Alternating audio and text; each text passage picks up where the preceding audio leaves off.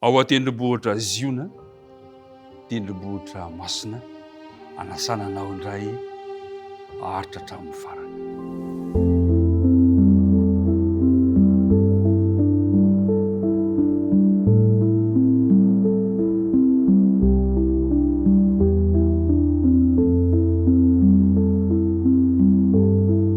Raha tafahoana dia mifalia, raha tafahoana dia mitsiki.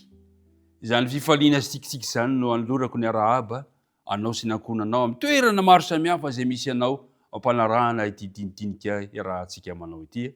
Tonoana mandrakariva kosa nefa ny fiadanan'ny tompo any ho anao sy ny ankonanao.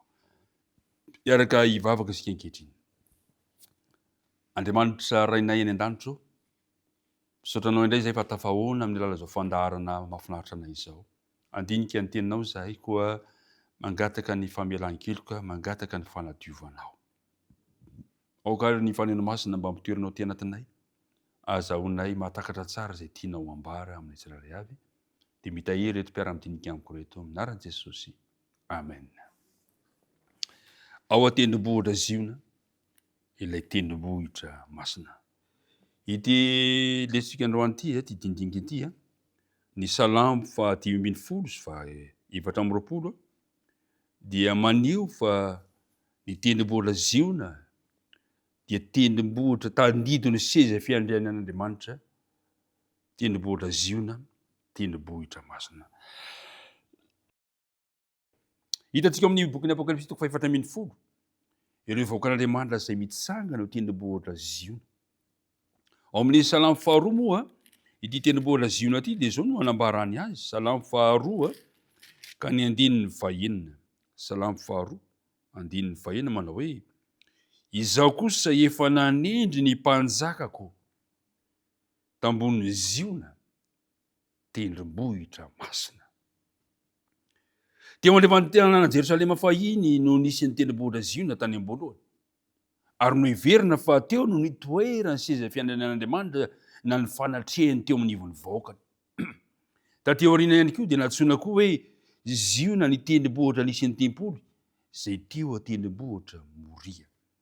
Ry mpiara-midinika namana, noho ny amin'ny zanak'ondry no eo tendrombohitra masina ny vahoakan'Andriamanitra. Ao amin'ny Salamo 5:10, Salamo 5:10 dia ahitantsika ny toetry ny olona izay mahazo mandeha miatrika, mahazo monina eo amin'ny tendrombohitra ziona amin'ny fanatrehan'Andriamanitra io.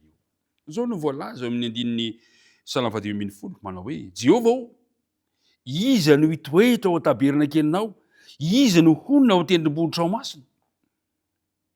Dia izao ny valiny, izay mandeha tsy misy tsiny ary manao izay mahitsy sady misaintsaina ny marina ny fony, tsy manendrikendrika amin'ny lelany sady tsy manisy ratsy ny sakaizany, ary tsy manao izay fahafambaraka ny namany, tsy manaja ny ratsy fanahy, fa manome voninahitra kosa ny matahotra ny Jehovah, tsy mivadika amin'ny fianianana na maningotra ny tenany aza, sady tsy mampiana ny volana na mandray kolikoly anameloka ny marina, izay mitandrina izany dia tsy hangozohozo mandrakizay.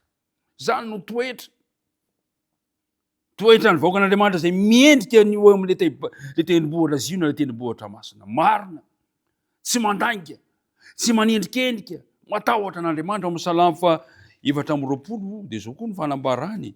Salamo 4:20, Salamo 4:20 ka ny 9:7 sy ny 4 manao hoe: iza no hiakatra ao tendrombohitra Jehovah, ary iza no hitoetra amin'ny fitoerany masina. Dia izao no namalian'ny mpanao Salamo azy manao hoe: izay madio tanana sy mahitsy fo, izay tsy mananatra ny fanahiny ho amin'ny laingana mianina hamitaka. Zava-dehibe zany, mpiara-midinika namana. Toetra sarobidy zany, kanefa sarotra ho an'ny mpanota ihany, satria mpanota zasy ianao ny anatanteraka ny fipetra-takiana izay efa mahazo mankeo amin'ny fanatrehan'Andriamanitra. Izy amintsika tokoa moa samy laza, tsy misy ambahamba fa mandeha amin'ny fahitsiana mandrakariva ny fiainana, tsy misy. Izy amintsika moa no tena samy laza hoe tena misaintsaina ny marina mandrakariva ao am-po koa, tsy misy afaka ilazan'izany. Fa ny mahafinaritra kosa dia izao, ny mahafinaritra noho ny amin'ny rano zanak'ondry no ahafahantsika mitsangana eo tendrombohitra Ziona.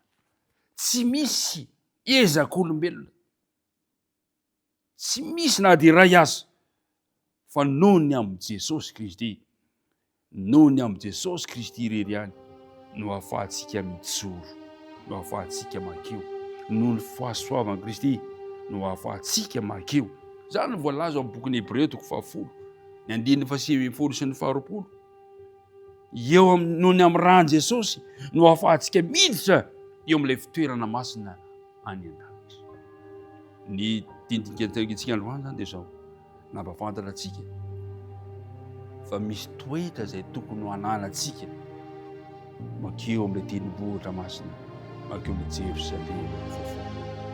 Ny tendrombohitra masina na tendrombohitra Ziona dia tandindro ny fanatrehan'Andriamanitra. Izy rehetra vonona hanatrika an'Andriamanitra dia tokony hanana zany toetra marina, tsy mandanga, tsy manendrikendrika, matahotra an'Andriamanitra.